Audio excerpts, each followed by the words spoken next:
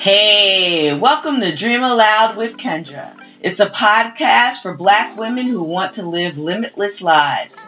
Be inspired by others who have dared to step outside of their comfort zone to live their hopes and dreams and passions. Now let's get started because life is way too short not to live the way that you want. Hello, everybody. Welcome to our early morning two for Friday. And I am here with Mrs. Camilla Brown. I am so excited to have her on. I've been watching she and her husband post all of these wonderful pictures of birthday festivals that they have for their children. It's 5 days of birthday fun. When your birthday comes, you have day 1 through 5, and you have all of these wonderful gifts, everything that you want, the meal that you want, the activity that you want to do. And I've been watching their kids, and I decided I want to be adopted. And I found out that I'm not the only one who wants to be adopted into the Brown family, because they really do it up for their children. And I'm just watching them just raise these queens and kings to leave a legacy of excellence. And because I've been watching them, I decided I need her on this second acts program, because she has made several pivots to bring that type of life into our home. And so without further ado, I want to introduce to you all Miss Camilla Brown. Hi. Thank you for joining me today. Thank you for And having me. as I said, I was just watching. You're my third interview on my under 40 set, and you guys are really doing it up big. So tell everyone where you were before you became a homemaker and a homeschooler. Well, before I was a homemaker and a homeschooler, I actually worked at the library. I had that job since I was a teenager, and I was a clerical assistant at Detroit Public Library, and I loved it. Surrounded by books and all this information, so I love doing that. I've always been kind of interested in education even before I got to homeschooling my own kids. When I was going to college, eventually got to early childhood development. I originally started off in music and switched to early childhood development, and it just dealing with kids and education. I love it. So you started off in music. Yes, Do you sing? yes, I do. I really love singing. Is that your first love? Being creative, I think, is my first love. I'm kind of all over the place when it comes to creativity. I bake, I cook, I draw, I sing. Just kind of So you're part of the Maya Angelou Club. Like yes, the I am a gamut of creativity. Yeah. So you're a Jill of many trades and Yes, master of many of those as well. yes. And it seems that we're all, a lot of us are in that category. You're not Oh, just yeah. taking that run road. And that brings you into the pivot mode. And at this point, your top priority is motherhood. Yes. Is that correct? Yes, ma'am. Yes, And how absolutely. many children are you raising? I am raising four beautiful children, and two girls because they came first, and then two boys. Okay. And so how did you get into homeschooling? Well, actually, I was homeschooled for a portion of my schooling. For seventh grade, I was homeschooled. My mom didn't really like how the school system was going, and so she put me out midstream, and it wasn't really a good experience. It just didn't work well. And I think the biggest reason I attribute the biggest reason being to I was already in the school system, had friends, and experienced that Mm-hmm. type of schooling. So then me being pulled back home was, I'm all by myself. I don't get to be with anybody, and so it just didn't work well. Mm-hmm. So I've always been interested in doing it. And when I got with your lovely cousin, Woohoo! it just fit. It was something that we both had talked about, and we decided, no, that's something we want to do. And so the thing was to do it before we kind of started from the beginning. Do that before they get into the school age to where we would put them in school. Just do it at home. Don't have them have that kind of that example to fall back on, like, no, well, we were at school and we were able to be around other kids and friends and stuff. If you Mm-hmm. started from the beginning, they don't know any different. Right. So So if you don't know anything else, then exactly, so this is how's that what it working is. out for everybody? We've had some hiccups. I mean, everything's a learning process. Mm-hmm. So and we that's the example of our life. It's a learning process. It's okay, I was doing this and it worked then, but it's not working now. So from the beginning, again, the mindset was to, this is what we are doing, so let's make this work. And always changing and trying to figure out something new. We had some hiccups, especially with our older daughter. She's 12. So at different points, she's like, yeah, but this isn't real school.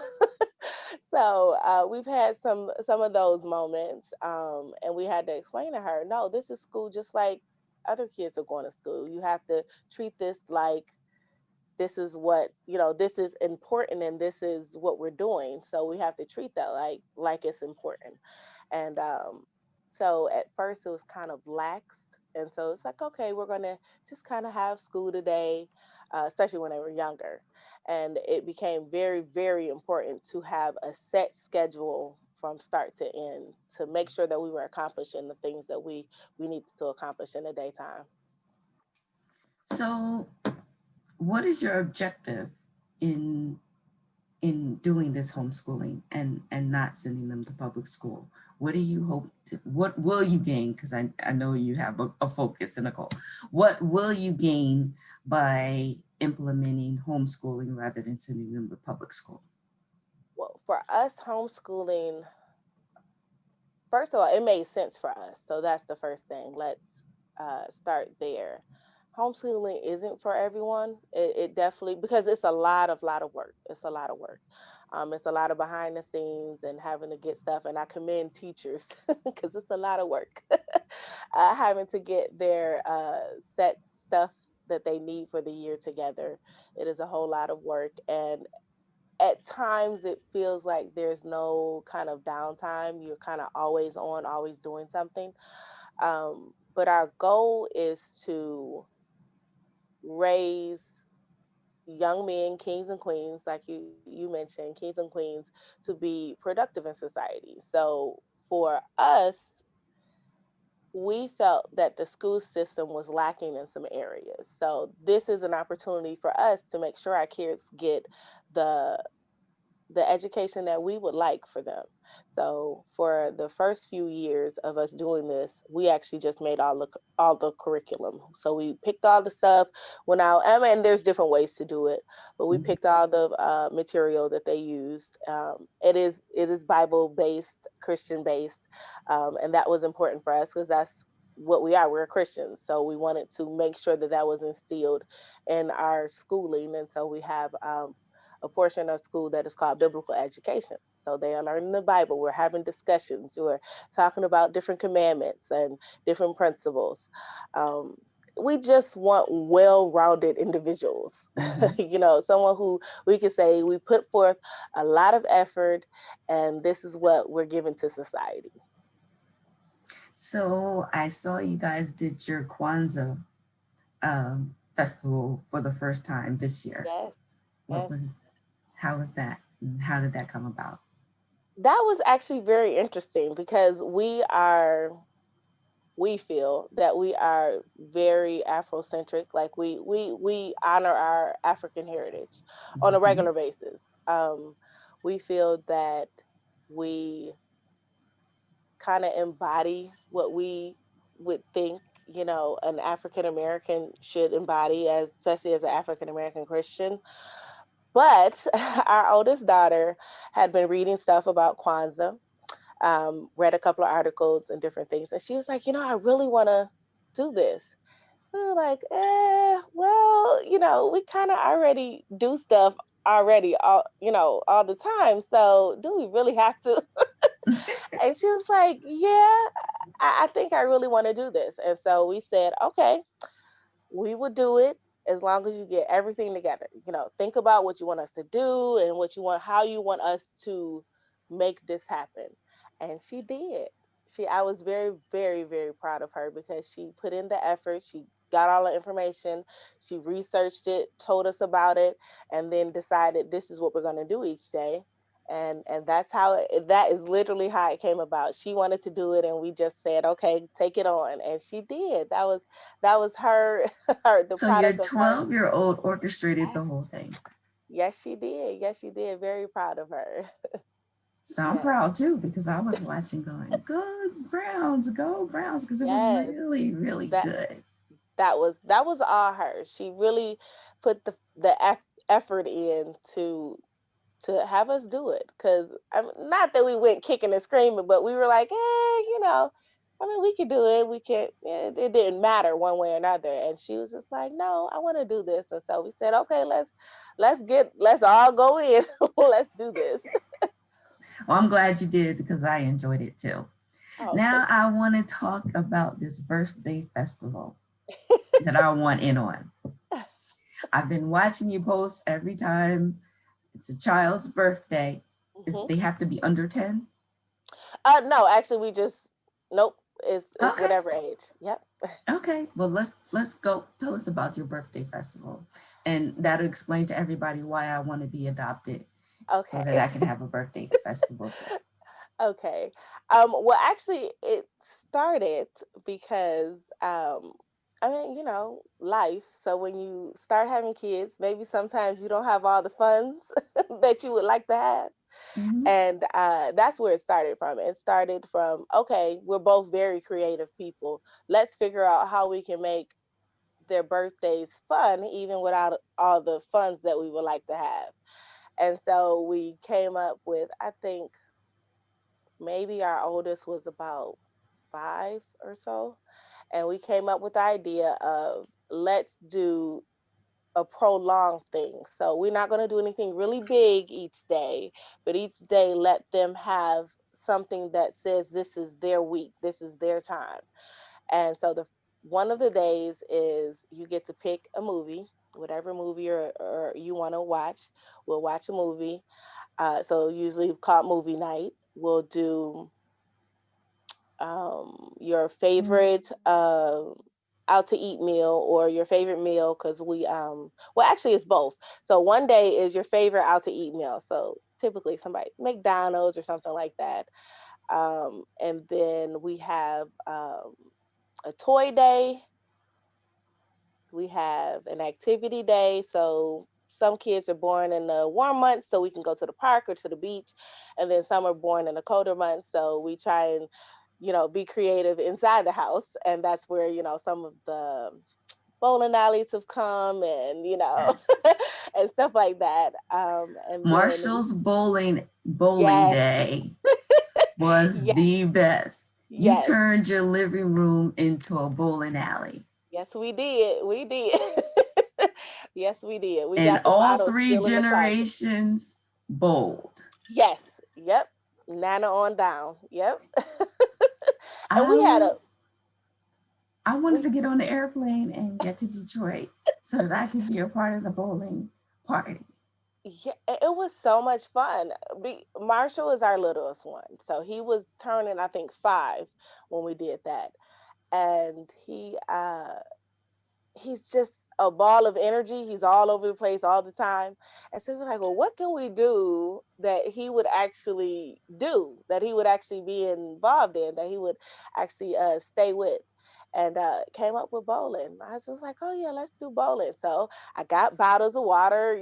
We drank the water and then put food dye in it for his favorite color for orange. I got some felt M's, cut them all out, put them on there on the bottle so that the pens were Marshall pens. And yeah, taped some lights to the floor. tape some lights to the floor, and we had a blast. And that was the idea behind the birthday festival, is that you do something unique to the kid that you're celebrating, and you do it, like I said, over a course of a week. And they're not expensive. They're not expensive at all. I mean, I had all the stuff here. We had bottles of water, we had lights. Mhm. Zero cost for that. As fun as it was, and as extensive as it looked online, it didn't cost us anything. So They're that is the extravagant. yeah, and that's the thing though. But maybe it's because I have a lot of crafting stuff around here, Mhm. but I already had all that stuff. So it didn't cost us. It wasn't like this, oh, it cost $100 or something to get this together. It cost us no money. I had the stuff here. I did that, and some of the other things that we've done with our daughters and our sons, it doesn't cost a lot. And that was the idea from the beginning. Let's do something to celebrate them, but let them know that you can have fun without breaking the bank. And then the last day, the kind of the finale, is they get to pick whatever meal that they like. And for instance, my daughter Mackenzie, she loves meatballs and pasta. So she's had these giant volcano meatballs that we've done. I know you've seen them online, Mhm. and she gets that every year. She gets, I mean, the meatball is the size more bigger than the size of your fist, and she loves it. She just it lets them know how special and how much they are loved by us Mhm. to be able to put something forth like that. And again, not a lot of money. So you older people, before you sign up for the birthday festival, Nana had a birthday festival, didn't Yes, she? yes, she did. And it wore her out. Yes, yeah. But the older, wiser generations, we condensed it down. So it's usually a birthday. It's called a birthday train, and we typically from the start of the day to the very end of the day, we're doing something. So Nana got a little wore out. Because Yeah. her, she was asleep and everybody was still up celebrating. Yep. So be careful what you ask for. If you want a birthday festival, know that you need to participate for the entire Yes. week or go for the train if you can't Yep. do that. So I'm just in awe of the things that you do.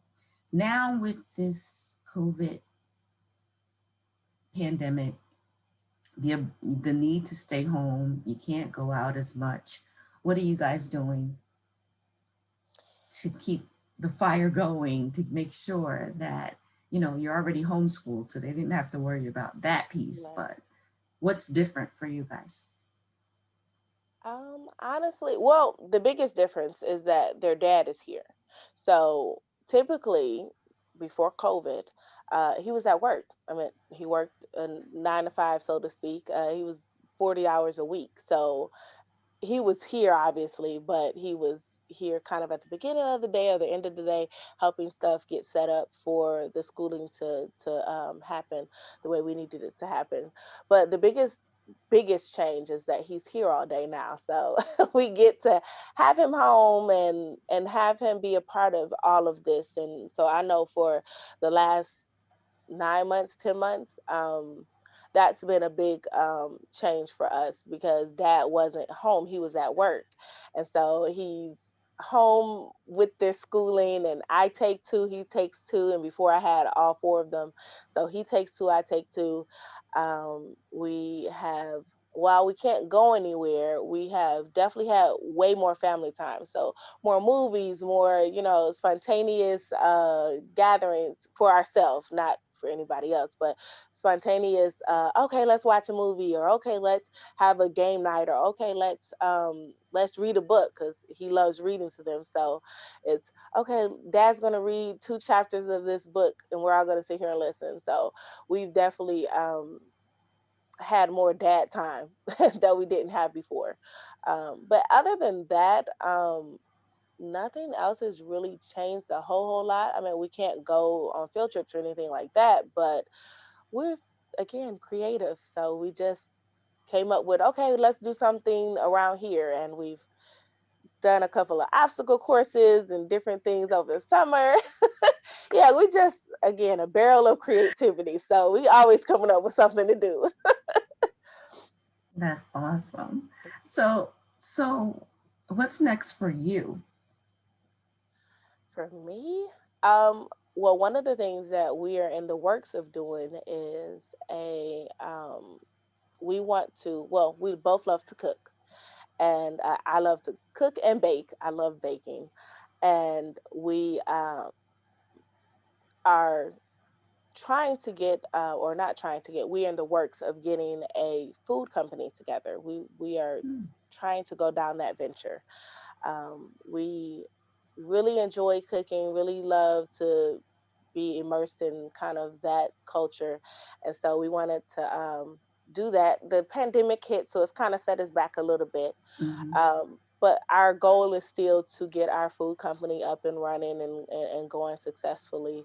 The idea is that it'll be once a week and it'll be a special meal. And you kind of sign up and you not really get what we give you, but kind of get what we give you. Kind of a surprise meal. So Okay. that's where we're headed with that. And also, we have a ministry called God Sent. And we've been actually doing that for 5 years. So we are trying to link both of them together so that one will help pay for the other.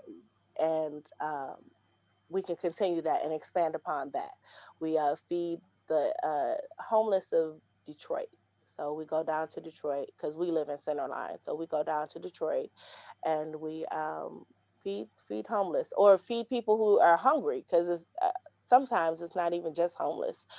We fed some seniors at like senior buildings and stuff. So we just have a kind of a soft spot in our heart for doing that. So that's our next two big ventures, along with some other things in the works. So That's awesome. Do you have a team, or is it just the two of you, or those it is. six of you? Yes, I was just gonna say, yeah, we got a team. It is, yes, it is all of us. We do it here, and actually, this or last year, 2020, it was the first time that we had kind of announced it to people, and so we've had a few of our aunts give into it. Our pastor actually gave into it. Um, the One of our reverends gave into it, so we're getting people to give into the cause. And but at first, nobody knew about it, so that's You were probably just why. doing it. You were Yeah, just yeah, doing we. it, and now Yep. you. Yeah, we. Oh, and actually, besides that, God sent. See, you do what God wants you to do and he'll send somebody. We were So where we live, there's a senior place across the street from us, and there was a minister who would go and deliver food over there. And so Nana was on the porch one day, and he said he got led by the Holy Spirit to come over and talk with her. And so he actually gives us a lot of food. He gives us a whole lot of food, and it started right before the pandemic. And so we use a portion of what he gives us, and that's the biggest bulk. It's not all of the bulk, but it is the biggest bulk of our ministry for God Sent. He gives us the food, and then we cook it and pass it out. So So you didn't go looking for him. He found you. no, no, didn't even know, no, didn't even know that he existed. Didn't even realize that he was doing that over there. Like I said, she was on the porch, and he said, the Lord told me to do this. And the surprising part is that they don't the organization that he works with, and I don't know it offhand, but the organization he works with, they don't give families food anymore. That's not what they do. But he Wow. said the Lord led him to do that. And I was like, look at God.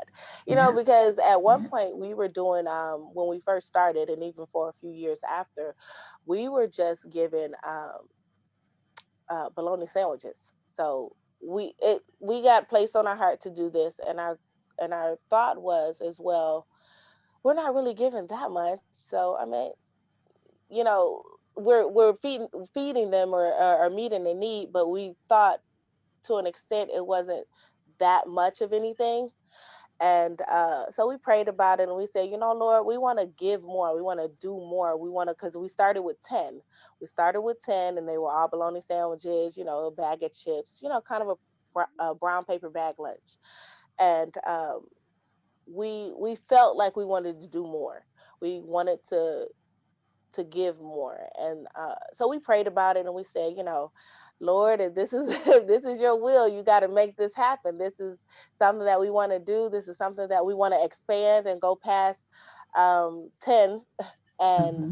so one Thanksgiving, I think we decided to do a hot meal, and it just kind of sparked from there. So we did a hot meal, we did 10 hot meals, and before long we were doing 12, and before long it's like, wait, we got up to 20. Wow, okay.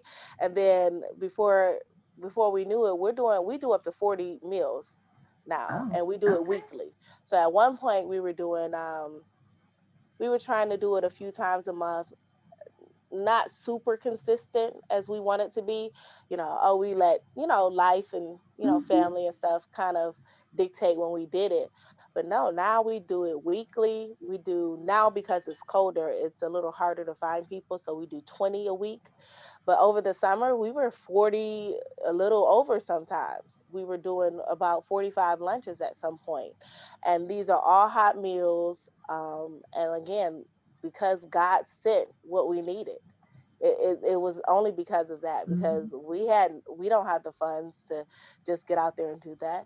And the thing that I've learned, at least from that experience, is that first of all, when God tells you to do something, you should do it. You get it together. Let's just, get it together. That's the first thing. And then the second thing is that when you ask God to help you to do something, because again, we wanted to do an expansion. So when we ask God to help us to get that together, He will do it. He will. He sent somebody out of nowhere, So out of your nowhere. so your program is called God Sent, Yes, God sent. and then He sent Yes, someone for you, absolutely. Yes, but He you had to did. get started first. Yes, yes. So That is if the the folks that are sitting around waiting, talking about God is going to do, that's not how it works. that is not. You No. have to take some steps, Yes, and then He'll make up the difference for the things yes, that you can't do. yes. Very much so. Very much so. You have to be in progress. And Mm-hmm. our lives are works in progress. But you gotta be working. You gotta Mm-hmm. be doing stuff. You can't just say, I'm waiting for God to, deliver me, or to, no, you gotta put in some effort. He wants you to give the effort, and He'll Mm-hmm. push you along, and He'll help you and raise you and keep you going. And I have a thing about the perfection paralysis. Hmm. People are always, oh, well, I'm not good enough. I can't do this. I can't do that. It's not you. Hmm. You just need to get started. Yes. And what if you had thought about, okay, we only have baloney, so we're not ready yet. Yep. Yeah. Yeah, and I think of that. And then too, for us, it was important, as always, to be an example for our kids. And so we tell our kids, we have no problem as parents or adults telling younger people or kids, oh no, you just have to go and do something. You have to put forth the effort. Oh, you're not doing well in school, just try a little harder. Or you're not getting the grades that you want to get, or you're not getting the results you want to get with something. Oh, just try a little harder. But sometimes along the way, we forget that for our own selves. And Mm-hmm. so for us, it was, no, we don't have anything. We don't have anything really to give, but we have a little bit. And so with a little bit, God will make it a lot. And so yes, the driving factor for that was get it started. Just start, and Start where you are. I'll make up the difference. And Start He where you has. are. Yep. Start where Exactly. you are, and then Yep. watch it grow. But you got Yes. to start where you are. You can have all the faith that you want, but if there's no works that go with that, if you're not doing, Yes. then it'll always remain a dream. Yes. But the manifestation happens when you start. Yes. And so Yeah. you started, and He sent help. Yep. Yeah. And I know if we hadn't have started when we started, then no, it wouldn't have, the rest of it wouldn't have come to fruition. So My show is filled with quotes and questions that make people reflect and do. So one of my quotes that I love is opportunities of a lifetime must be seized in a lifetime of the opportunity. And that's just what you just said. Um, you needed to start, Hmm. and you needed to start then, because the while Nana was on the porch, if you hadn't started, she wouldn't have had anything to tell that guy, oh yes, my kids are doing this or they're Yeah. doing that. And so that is an awesome testimony of get started Yes. and don't wait for perfection. Do it now. Perfection comes. Well, we always strive towards perfection, Yeah. but Yeah. when you start now, start with what you have and get better Hmm. and get better and get help. So how can we help with God said? Right now, we have a Facebook page that we've had for years, actually, but we have a Facebook page called Brown Bills Entertainment. And right now, that's the way you can reach out, inbox us, and we'll get back with you. You can, and it's not just about money because people are, sometimes a little funny about giving other people money. So I understand that. But it's not just about money.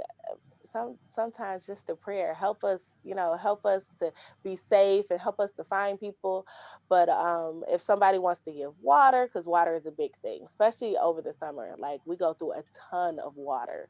So giving water or giving, like I said, the funds for something like that, because people are under the notion, oh, well, you get enough stuff from whoever you're getting your stuff from.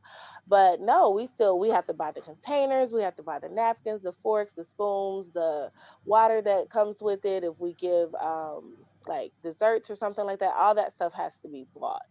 So it's always something to get for that. So right now we have, like I said, you can get through to us through Brown Bills Entertainment, or even one of our personal Facebook pages is perfectly fine, because we'll get back to you. We're not that big. Yeah, well, that's good. Well, they'll get back to you. What do you have any advice for someone who is quote unquote homeschooling now by force? Because not everybody decides to homeschool, but at this point they are homeschooling, at least for a little while. Yeah, yeah. I guess the thing that I would say, um, for anybody, because I've had this discussion with a few people from our church, a few of the younger people from our church who decided that they wanted to go into homeschooling or were thinking about it. Uh, Breathe.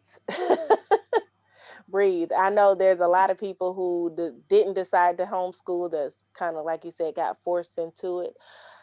Just breathe. Everybody is a work in progress. Everybody's trying to figure out what works for them. And that was the biggest thing, for one of the biggest things. Obviously, everything is a big thing, but that was one of the biggest things for us, is figuring out what worked for us, because every family dynamic is different, every individual is different. And so even in deciding to homeschool, we did a lot of research, we looked at a lot of different examples. So you have to know what works for you and your family. So I know for a couple of people who I've looked at even before I got started, um, their school days starting at 7 or 8 o'clock in the morning. That's not us. We not there, boo. So our school day don't start that early. We start at 9:30. Oh wow. Now we still are up and we're doing stuff. Our schedule dictates that us as adults are up between 6 and 7 o'clock, and we're doing Mm-hmm. other things. Um, but our kids, getting our kids ready. It's four of them to two of Nine us. thirty. 9:30. We start at 9:30, and we actually do a 4.5 hour block. So one thing that we decided for our schooling is that while the school hour is 8 hours, for a traditional brick and mortar school, all of that time isn't for education. And Yes. so it didn't make sense for us to try and copy that. It made sense for us to figure out the core of what we needed. So for us, it was okay, we'll do 4.5 hours a day. And so we go from 9:30 to roughly about 2 o'clock. Mhm. And we part of that time in the morning is biblical education. We start every day with the biblical education or some type of just conversation. We get up and talk. And then at 10 o'clock exactly, we go into the actual schooling. And like I mentioned before, did our we did our curriculum ourselves. And over this past year, we decided to, because there's more of them in school age, we decided to go with the service. And so they do the core learning online through this service, and then Mhm. we still do all of the supplemental things. Um, but for someone who didn't want to do this, so to speak, like I said, the biggest thing is just breathe and know that it'll be okay. You won't have to do it for too much. Oh, I don't know if it's going to be too much longer, but just breathe and know that you can get through it. You and your child, having them home all day. I know it can be very stressful. But make sure that you set up a time that works for you. Make sure that you set a schedule that works for you, because that's where the biggest fail comes from. Is not setting some type of schedule up. So kind of school is just kind of random throughout the day. It has to be more into a schedule. So I know, like one of my aunts, she said, "We're not doing school in the morning. We're doing school at night." So they don't even get started till the afternoon. When she Wow. was doing it herself. So Mhm. now that the school has started doing it, they have to do it at that time. But when she was doing it herself, she said, "No, no, we do afternoon sessions." So you have to Whatever know what works works. for you. Yes, you definitely have to know what works for you. If your kids aren't morning people or you're not a morning person, don't force it. Be Gotcha. flexible. That is, be very, very flexible. And again, breathe and, see what works for you and your family, because it could be completely different from what I do. So, Gotcha. mhm. And you mentioned that you make sure that you consider yourselves an Afrocentric family because you are African American. How do you incorporate that into your curriculum? So I know you're not just doing it in February for Black History Month. You're Black 365, Yes. and I see that you incorporate that in much of what you do as well. Yes. Well, for that, I mean, it's in everything that we do. I can't necessarily pinpoint a specific thing, but just Mhm. having that be our focus. So, making sure that we tell our lovely black beautiful kids that they are black, beautiful, and lovely. Making sure that we encourage them and keep them grounded and knowing that they are important. And um, yeah, it's in our curriculum. We have our kids read books that, the school wouldn't have them read, about people the school wouldn't have them read about. We do a lot of, I don't know, we do a lot of family things. So we do a lot of, we have a lot of conversations. We're always talking. I don't know if there's a moment where we're not. Yeah. We are always talking and always giving information, and our kids will come to us and they, "Oh, well, school said this today," or, "Oh, I learned this. Oh, I was reading this book, or I was doing this." And so we are always having conversation and just learning. So So who have you learned about, or what book have you read lately as a group? as a That, group, yeah, um, because you know if you go to a predominantly white school or even just a school, you don't necessarily get the history that that celebrates Black folks that except in February. that's very So true. what books have you guys read, or do you recommend for families? Um, I can't think of any particular book that we've read recently about a predominantly black person, but I know that so on MLK Day we always do videos on him, Mm-hmm. and our kids love. And we've actually tried to get away from the tradition of watching Our Friend Martin, but they love it. And it's interesting because every year that and I think we've been doing this since maybe since our oldest was about 6, we've watched this video. And every year they're like, oh, we want to watch it. Is that what we're doing today? And I'm like, no, we're going to try to do something else. We want to get a new tradition started. But they want to watch it. So it's like, okay, if they want to watch it, let's watch it. And we watch it. And every single time we have a new discussion.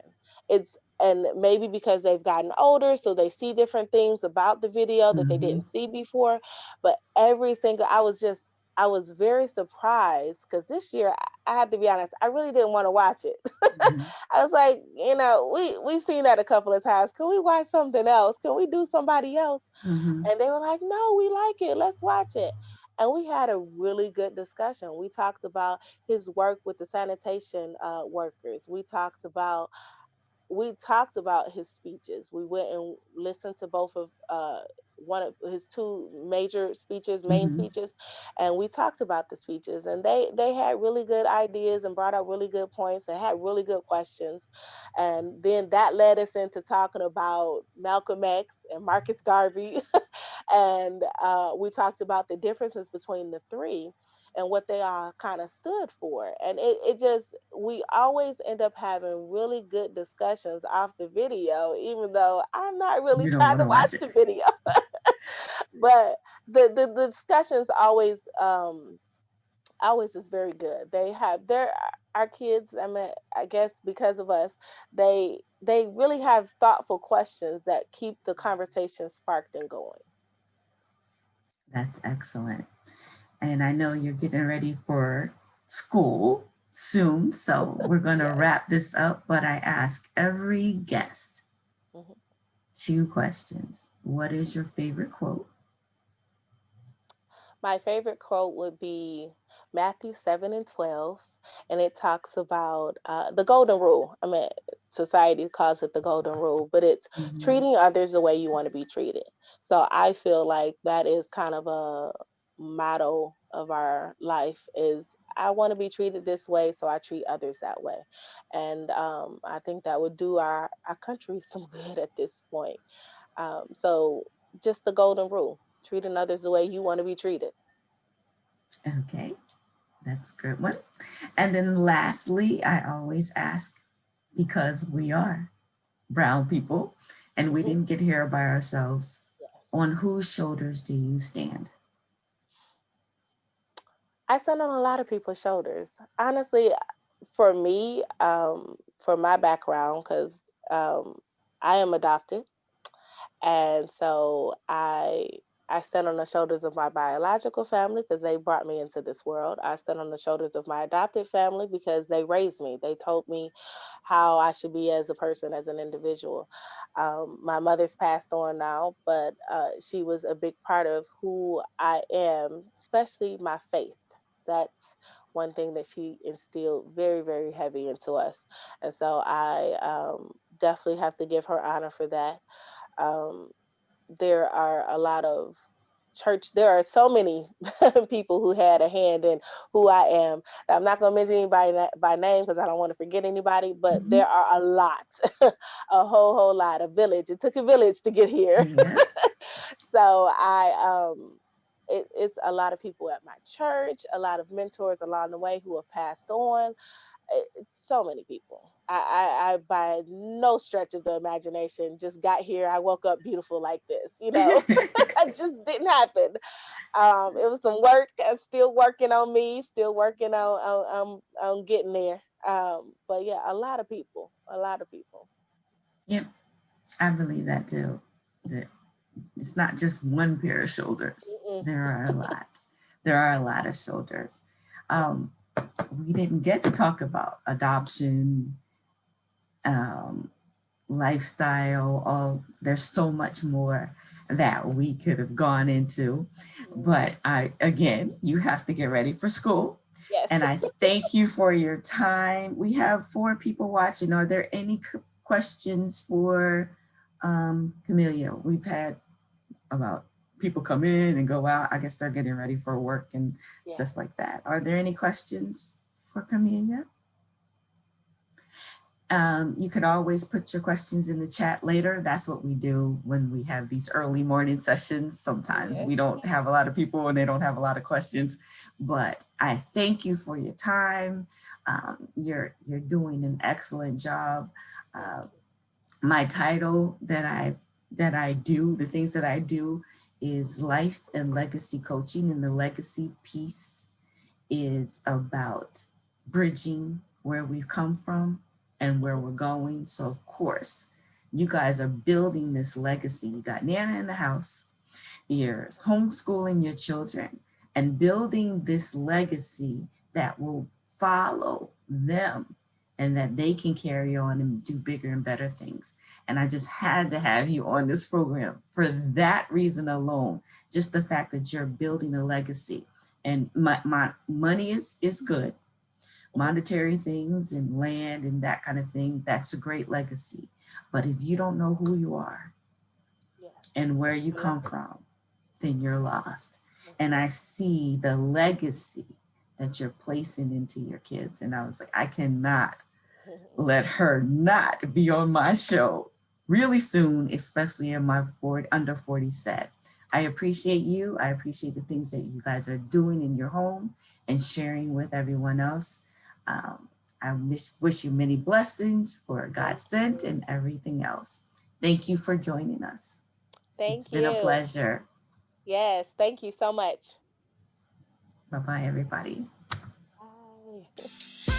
Thank you for listening to Dream Aloud with Kendra. If you like the show, leave a review and tell a friend. I also invite you to join our Dream Aloud Facebook group, where we encourage and challenge our members to step outside of their comfort zone and live limitless lives. I guarantee you will experience true fulfillment when you live, work, and play your way.